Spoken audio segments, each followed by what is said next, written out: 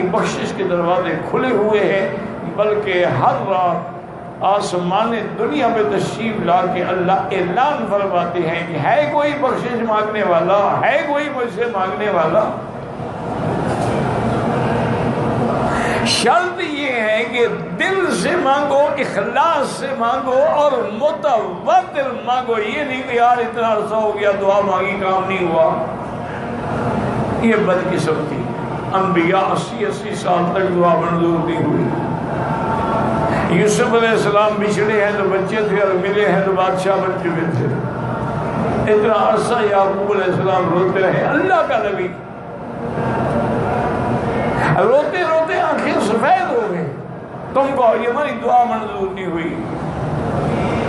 یا جیسے ہمارے بات جہل کہہ لیتے جی ہماری تو خدا سنتا ہی نہیں، یہ تو کفر ہے، خدا تو شیطان کی بھی سنتا ہے۔ تم شیطان سے بھی کوئی گئے گزرے ہو؟ اللہ تو ابلیس کی بھی سنتا ہے۔ اس نے کہا انظرنی الی یوم یبعثون قال انک من المنظرین، مجھے مہلت دیں، کہا جاؤ مہلت دیں۔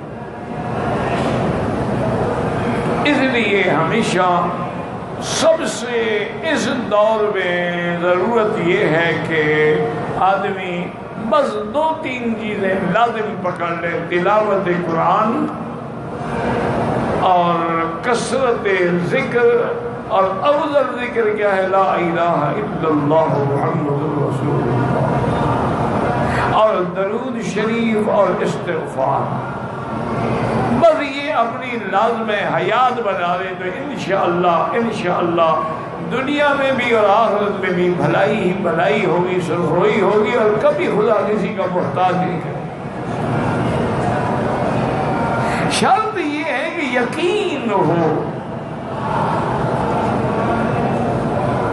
ہمارا تو یقین، ایک دفعہ بغداد کے علاقے کی بات ہے کہ بارشیں بند ہو گئی، قحط کے انداز ہو گئے، بڑا لوگوں نے کوشش کی، دعائیں مانگی، تو ایک دن وہ سارے لوگ نکلے نماز استسقاء کے لیے، تو راستے میں ایک سعدون مجنون کے نام سے مشہور بزرگ گزرے ہیں، ان کو مجنون کہا جاتا ہے، وہ دیوانے ہیں۔ لوگ لڑکیوں کے لیے دیوانے کہلاتے ہو تو اللہ کا عاشق تھا، دیوانہ کیوں نہ ہو۔ وہاں سے گزرے تو انہوں نے کچھ بلایا لوگوں کو، کہا ادھر وہ آئے تو کدھر جا رہے ہو بھائی؟ انہوں نے کہا جی اتنا عرصہ ہو گیا بارشیں نہیں ہوئی ہیں، قحط ہو گئی ہے، اور اب برا حال ہے لوگوں کا بھی، مال جانور کا بھی، جب گھاس ہی نہیں ہے تو مویشی کہاں چریں؟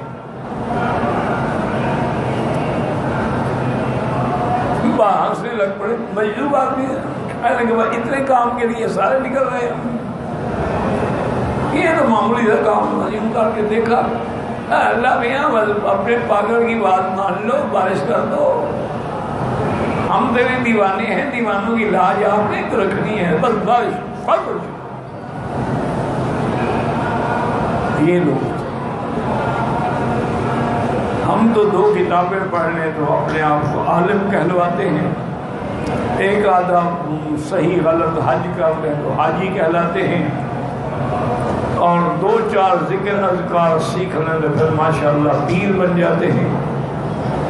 اللہ والے جو تھے نا، اسی طرح ایک دفعہ بارش نہ ہوئی تو لوگ آئے حضرت ذنون مصری رحمۃ اللہ علیہ کی خدمت میں کہ حضرت دعا فرمائیں، اللہ بارش عطا فرما دے۔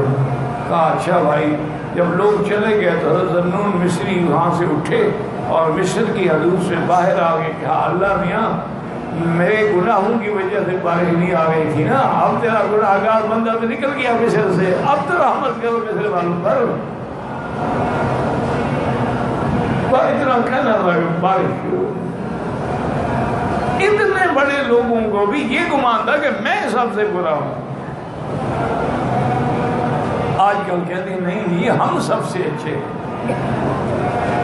انا للہ و انا الیہ راجعون، ولا نقول الا لا حول ولا قوة الا باللہ العلی العظیم۔ بس دعا کریں، کیونکہ یہ میں نہیں کہتا کہ دنیا میں بزرگ یا اللہ والے نہیں، اور قرآن ہے اتقوا اللہ وکونوا مع الصادقین، سچے لوگوں کی صحبت اختیار، جب سچے نہیں ہوں گے تو صحبت کیسے اختیار؟ مانے کہ ہوتے ہیں ہر دور میں ہیں، ہر جگہ ہیں، نہ ہوں تو اللہ حکم کیسے دے؟ لیکن اس کا آسان حل یہ ہے کہ بس ایک تو قرآن سے دل لگا لے، ایک رکوع پڑھو، سمجھ کے پڑھو۔ ابھی رمضان آ رہا ہے، کم سے کم بھی کچھ نہ کر سکو تو 3 دن میں ایک ختم تو کرتے رہو۔ حضور تیاری کرتے تھے شعبان سے، فرماتے تھے اللہم بلغنا رمضان کما بلغتنا شعبان، یا اللہ جیسے تو نے ہمیں شعبان نصیب کیا، رمضان بھی نصیب کرنا۔ اور بی بی عائشہ فرماتی کہ سب سے زیادہ روزے نفلی جو ہے وہ حضور شعبان میں رکھتے تھے، اور اتنے روزے کبھی کسی مہینے میں نہیں رکھتے تھے۔ استعداد تھی رمضان کے لیے، تیاری ہو گئی۔ اور رمضان جو ہے یہ شہر قرآن ہے، قرآن کا ہی مہینہ ہے، قرآن رمضان میں اترا ہے۔ تو اللہ تمہیں توفیق دے، کم از کم یعنی اتنا تو کرو نا کوشش کہ 3 دن میں قرآن کا ایک ختم ہو جائے۔ امام شافعی رحمۃ اللہ علیہ رمضان میں روز ایک ختم کرتے تھے۔ آج ہی مجھے ایک آدمی بتلا رہے تھے، ہمارے مدرسے کے مدرس تھے قاری یاسین رحمۃ اللہ ان کی قبر پہ کروڑوں رحمت فرمائے۔ آج ہی مجھے ایک شیخ دوست ٹیلی فون کا بتا رہے صاحب کو حضرت یاد ہے؟ میں نے کہا میرا تو وہ دوست تھا، کہتے یاد ہے حضرت اسے 2 رکعتوں میں پورا قرآن پڑھا تھا نا؟ بالکل کھڑے ہوئے 2 رکعت میں، پہلی رکعت 15ویں پارے پہ، دوسری رکعت بالناس، اور سارے قرآن میں ایک غلطی نہیں لگی، پیچھے 100 حافظ کھڑے تھے، نابینا تھے لیکن اچھا ان کے بھائی بولا سب بڑے لوگ تھے، فوج کے تھے، افسر تھے، بس یہی ایک قاری بنے۔ اللہ کی شان ہے، پھر ہمارے مدرسے میں آگے موت تک وہی رہے، نہ انہوں نے ہمیں چھوڑا نہ ہم نے انہیں چھوڑا۔ تو جن کو اللہ توفیق دیتے وہ تو روز ایک قرآن کو ختم کرتے ہیں، روز ختم نہ کرو 10 پارے تو پڑھ لو، اچھا 10 پارے نہ پڑھو 3 تو پڑھو۔ لیکن اگر غلط پڑھتے ہو تو پھر پہلے قاری صاحب کے پاس بیٹھ کے اپنی صورتوں کو صحیح کرو۔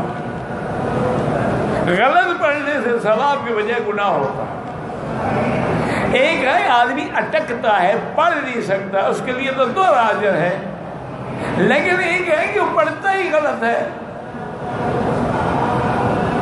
یہ تو اب شکر کرو پاکستان میں، ہندوستان میں، بنگلہ دیش میں اللہ کا شکر ہے بہت قاری بڑے خوبصورت قرآن پڑھنے والے لوگ آ گئے ہیں، ورنہ تو بس یعلمون تعلمون ہی پتہ لگتا تھا رمضان۔ آدھے گھنٹے میں 20 رکعت تراویح بھی ختم، 1 پارہ قرآن کا بھی ختم، وتر بھی ختم، اور لوگ بھی وہی مسجد ڈھونڈتے تھے جہاں امام تیز تیز پڑھے اور پتہ کوئی نہ لگے۔ بھئی اللہ کا حکم پورا ہو گیا، جان چھوڑا دی، 20 رکعتیں پڑھ کے آگے آدھے گھنٹے۔